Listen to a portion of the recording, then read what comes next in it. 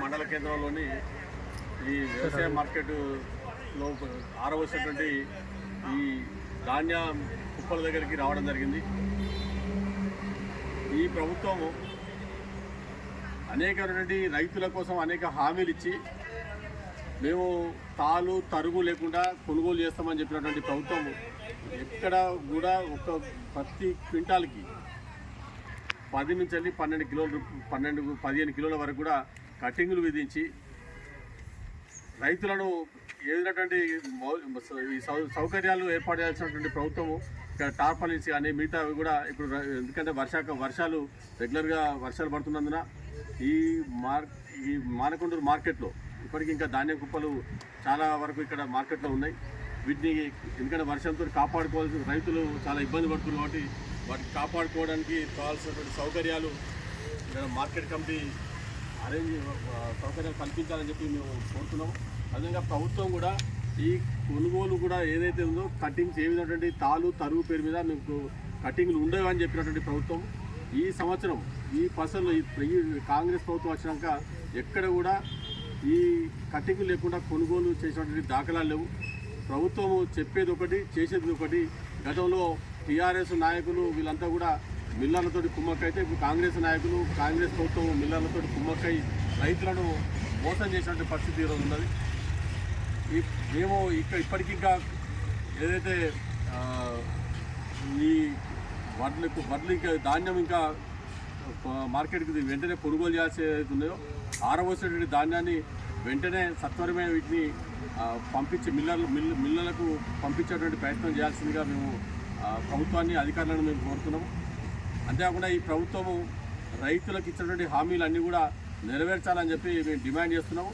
గతంలో రబీ సీజన్లో పెట్టుబడి సాయంగా ఇవ్వాల్సినటువంటి రైతు భరోసా పైసలు 15,000 రూపాయలు ఇస్తా అని చెప్పినటువంటి ప్రభుత్వము 10,000 రూపాయలనే ఇప్పుడు పంట వేసుకునే సమయంలో ఇవ్వాల్సిన వాటిని పంట కోతకొచ్చినాక ఇచ్చినటువంటి దుస్థితి ఈ కాంగ్రెస్ ప్రభుత్వ హయాంలో ఏర్పడ్డది.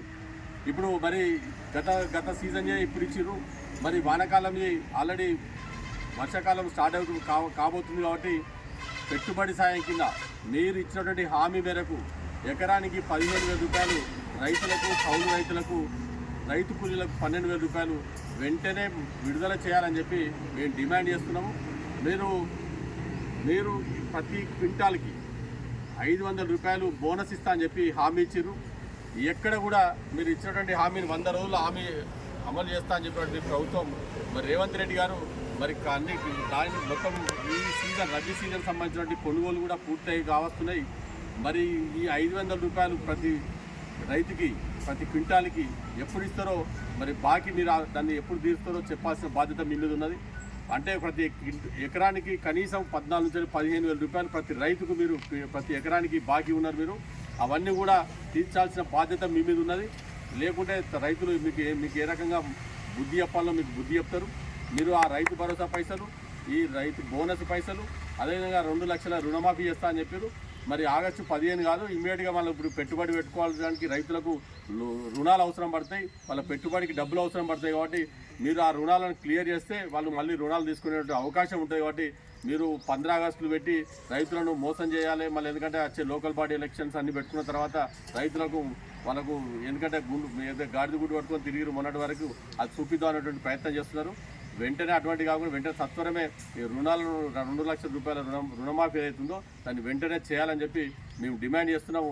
లేదంటే మేము రైతుల పక్షాన భారతీయ జనతా పార్టీ ఉంటుంది. ఇవాళ అన్ని జిల్లా వ్యాప్తంగా కూడా అన్ని ఈ ధాన్యం ఈ కేంద్రాల దగ్గరికి వెళ్ళి ఇవాళ పరిశీలించడం జరిగింది. రేపు ఎల్లుండి కూడా మిగతా కార్యక్రమాలన్నీ కూడా కార్యాచరణ రూపొందిస్తున్నాం. రైతులకు అండగా భారతీయ జనతా పార్టీ ఉంటుంది. ఈ ప్రభుత్వం మీద పోరాడతాం. మీరు ఇచ్చినటువంటి హామీలు నెరవేర్చేంత వరకు కూడా భారతీయ జనతా పార్టీ రైతులకు అండగా నిలుస్తుందని చెప్పి రైతు గోస పెడితే మీకు ఏదైతే దానికి ఏదో అది అంత సులువు కాదు. మీరు రైతులను